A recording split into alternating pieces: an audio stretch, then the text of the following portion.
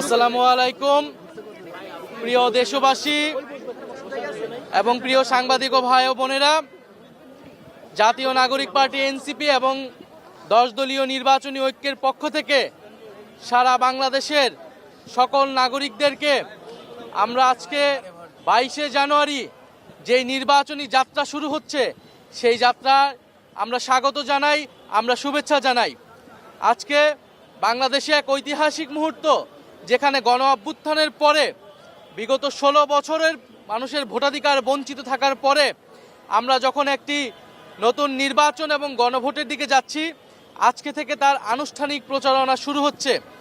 আমরা জাতীয় নাগরিক পার্টি এনসিপি এই ঢাকা বিশ্ববিদ্যালয় এলাকায় অবস্থিত এই 3 নেতার মাজার এবং শহীদ শরীফ ওসমান হাদির কবর জিয়ারতের মাধ্যমে আমরা আমাদের নির্বাচনের আনুষ্ঠানিক যাত্রা এই ঢাকা 8কে কেন্দ্র করে শুরু করছি। প্রিয় সাংবাদিক ভাই বোনেরা এবং প্রিয় দেশবাসী, আপনারা জানেন এই ঢাকা বিশ্ববিদ্যালয় এলাকা থেকে 2024 সালের গণ অভ্যুত্থানের অগ্নিপাত শুরু হয়েছিল। এই ঢাকা বিশ্ববিদ্যালয় এলাকা থেকেই 1952 সালের ভাষা আন্দোলন, 1971 সালের মহান মুক্তিযুদ্ধ এবং 1947 সালের পাকিস্তান আন্দোলন, এই সব কিছুর সাথেই এই বঙ্গ জনপদের বাংলার মানুষের যত লড়াই সংগ্রাম সব কিছুর সাথেই জড়িত রয়েছে এই ঢাকা বিশ্ববিদ্যালয় এলাকা।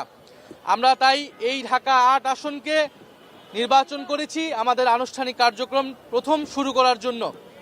আমরা আজকে এই 3 নেতার মাজারে এসেছি আমাদের জাতীয় প্রধান 2 নেতা শেরেবাংলা একে ফজলুল হক এবং হোসেন শহীদ সোহরাওয়ার্দী, তাদেরকে স্মরণের মাধ্যমে এবং আমাদের পূর্বসূরীদের স্মরণের মাধ্যমে আমাদের এই নির্বাচনী যাত্রা শুরু করতে। কারণ আমরা জানি এই বাংলাদেশের রূপকার ছিলেন শেরেবাংলা একে ফজলুল হক, এই বাংলাদেশের অন্যতম স্থপতি ছিলেন হোসেন শহীদ সোহরাওয়ার্দী। শেরেবাংলা ফজলুল হক জমিদারি ব্যবস্থার বিরুদ্ধে লড়াই সংগ্রাম করে বাংলাদেশকে এগিয়ে নিয়ে গেছেন, বাংলাদেশের কৃষক শ্রমিক সাধারণ মানুষের অধিকারকে রক্ষা করেছেন। একইভাবে ফ্যাসিবাদী ব্যবস্থার বিরুদ্ধে লড়াই সংগ্রাম করে আমরা একটি নতুন বন্দোবস্তর দিকে এগোচ্ছি। অন্যদিকে হোসেন শহীদ সোহরাওয়ার্দী এই বাংলাদেশে গণতন্ত্রের ভিত্তি স্থাপন করেছেন। 24-এর গণ অভ্যুত্থানের পরেও আমরা বাংলাদেশে নতুন করে গণতন্ত্রের ভিত্তি স্থাপন করছি এই নির্বাচনের মধ্য দিয়ে। এবং আমরা অবশেষে যাব শরীফ ওসমান হাদি, আমাদের জুলাইয়ের অকণ্ঠ সৈনিক, আমাদের জুলাইয়ের সিপাহসালার, আধিপত্যবাদ বিরোধী লড়াইয়ের শহীদ সৈনিক শরীফ ওসমান হাদি, তার কবর জিয়ারতের মাধ্যমে আমরা এবারের নির্বাচন যে আমাদের আধিপত্যবাদ বিরোধী যাত্রা, আমাদের আজাদির যাত্রা, সেই যাত্রা আমরা শুরু করছি শরীফ ওসমান হাদি ভাইকে ধারণ করে, স্মরণ করে। এবং আজকের এই নির্বাচনী যাত্রার আমাদের শুরুর 2টা বক্তব্য হচ্ছে, এক, প্রথমত গণভোটে সারা বাংলাদেশের মানুষকে আমরা আহ্বান জানাচ্ছি, গণভোটে আপনারা হ্যাঁ ভোট দিন। গণভোটে হ্যাঁর মাধ্যমে সংস্কারের যাত্রাকে অব্যাহত রাখুন এবং শরীফ ওসমান হাদি ভাইকে যারা হত্যা করেছেন সেই হত্যাকারীদের বিচার আমাদের আজকের এই নির্বাচনী যাত্রার অন্যতম প্রধান দাবি, অন্যতম প্রধান এজেন্ডা। আমরা নির্বাচনের আগেই তার চার্জশিট থেকে শুরু করে সকল কার্যক্রম যাতে সম্পন্ন হয় এবং আমরা অবশ্যই এই হত্যাকাণ্ডের সুষ্ঠু বিচার আমরা এই বাংলার মাটিতে আদায় করে ছাড়বো ইনশাআল্লাহ। আমরা কাজী নজরুল ইসলাম, আমাদের জাতীয় কবি কাজী নজরুল ইসলামেরকেও স্মরণ করে আমাদের নির্বাচনী পদযাত্রা শুরু করব এই ঢাকা 8-এ। এবং আপনারা জানেন এই ঢাকা 8 এলাকায় জাতীয় নাগরিক পার্টি এনসিপি এবং 10 দলীয় ঐক্যজোটের পক্ষ থেকে আগামী নির্বাচনে সংসদ পদে প্রতিদ্বন্দ্বিতা করছেন জনাব নাসির উদ্দিন পাটোয়ারি। জনাব নাসির উদ্দিন পাটোয়ারি বাংলাদেশের মানুষের যেই মনের কথা, বাংলাদেশের মানুষের যেই স্বপ্নের কথা, ঢাকা 8 বাসিন্দার যেই কষ্ট দুঃখ দুর্দশার কথা তিনি তুলে ধরছেন। অত্র এলাকার দুর্নীতি, চাঁদাবাজ এবং সন্ত্রাস, যাকে ভয় করে এই এলাকার মানুষ কোনো কথা বলতে পারে না এতদিন, নতুন মাফিয়া এসেছে এই ঢাকা এলাকায়, সেই নতুন মাফিয়াদের বিরুদ্ধে, নতুন জমিদারদের বিরুদ্ধে নাসির উদ্দিন পাটোয়ারি 10 দলীয় ঐক্যজোটের পক্ষ থেকে তার কথা বলে যাচ্ছেন, ভোট চেয়ে যাচ্ছেন। আমরা আজকে ঢাকা 8 এলাকায় প্রদক্ষিণ করব মার্চ ফর জাস্টিস আমরা করব এবং আমরা আনুষ্ঠানিকভাবে জাতীয় নাগরিক পার্টি এনসিপি আমরা আজকে এইখানে তিন নেতার মাজারে কবর জিয়ারতের মাধ্যমে আমরা আমাদের নির্বাচনী পদযাত্রা ঘোষণা করলাম। সারা বাংলাদেশের মানুষের প্রতি আমরা আহ্বান জানাচ্ছি, আপনারা 10 দলীয় ঐক্যজোটকে বিজয়ী করুন, 10 দলীয় ঐক্যজোটের মার্কাকে বিজয়ী করুন এবং জাতীয় নাগরিক পার্টি এনসিপির সারা দেশে যেই 30 জন প্রার্থী রয়েছে সেই 30 জন প্রার্থীকে শাপলা কলি মার্কায় বিজয়ী করে সংসদে পাঠান। সংসদে জাতীয় নাগরিক পার্টি এবং এনসিপি এবং 10 দলীয় ঐক্যজোট আপনার সাধারণ মানুষের কথা বলবে, গণ অভ্যুত্থানের কথা বলে, সংস্কারের কথা বলবে, সার্বভৌমত্বের কথা বলবে। একটু শেষ করি। একটা বিষয় রয়েছে যে আমাদের এই নির্বাচনে অন্যতম বড় এজেন্ডা কিন্তু বিচার। 24-এর যারা আহত হয়েছেন, শহীদ হয়েছেন এবং শহীদ ওসমান হাদির বিচার। এই জন্য কিন্তু আমরা আজকে যে আমাদের নির্বাচনী আয়োজন, যে যাত্রা, এখানে মার্চ ফর জাস্টিস রেখেছি।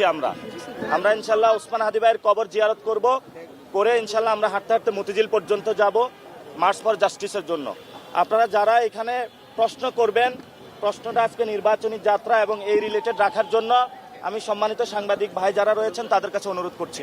আমাদের প্রশ্ন ছিল, যদিও নির্বাচন বেশ দূরে, তারপরেও যদি আজকে প্রথম দিন প্রচারণার 10 দলীয় ঐক্যজোট নির্বাচনের ফলাফলের ব্যাপারে কেমন প্রত্যাশা করে?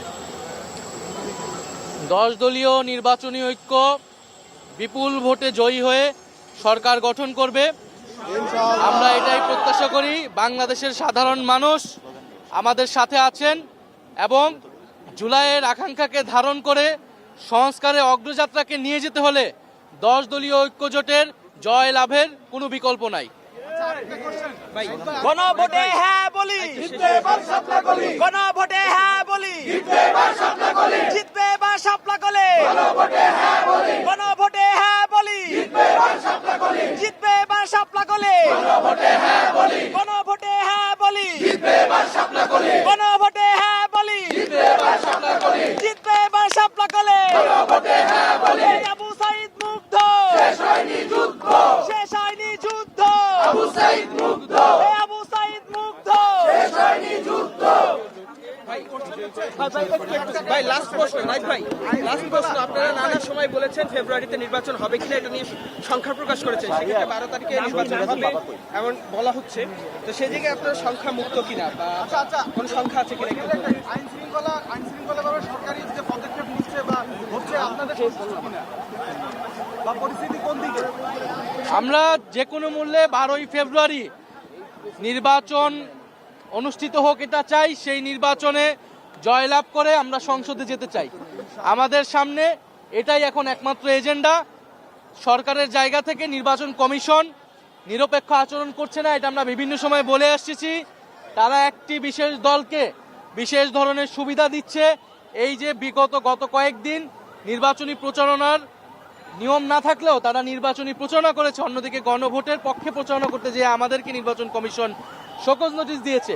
ফলে আমরা এটা বারবার বলেছি যে নিরপেক্ষতা থাকতে হলে নিরপেক্ষ আচরণ করতে হবে, কিন্তু আমরা চাই যে কোনো মূল্যে সামনের দিকে এগিয়ে যেতে।